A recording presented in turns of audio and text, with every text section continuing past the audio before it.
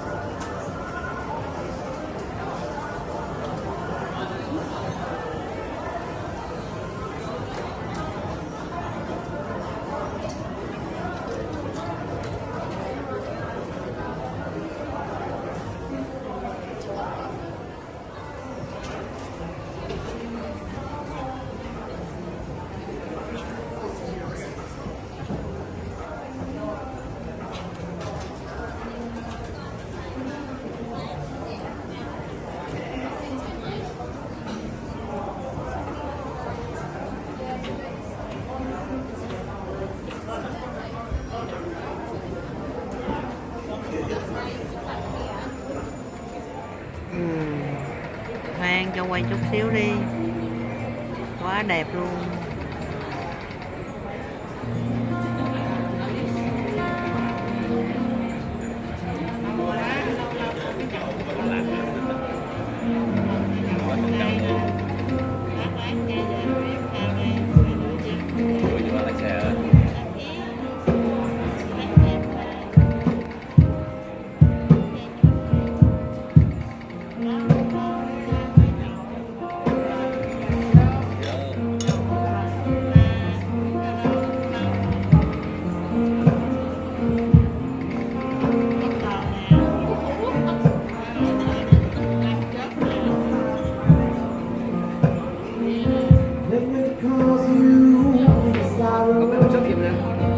Súp mì sò.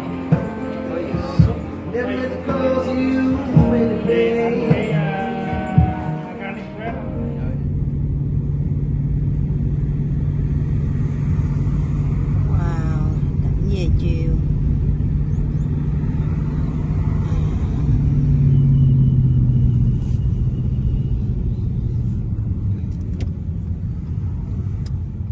Beautiful, cảnh về chiều nha.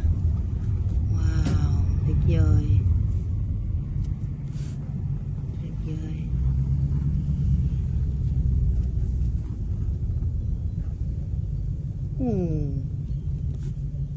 Coi mây đen mây vàng gì kìa. Wow. Can you try in Colin? Wow, quá tuyệt vời, đẹp cảnh nước, tuyệt vời.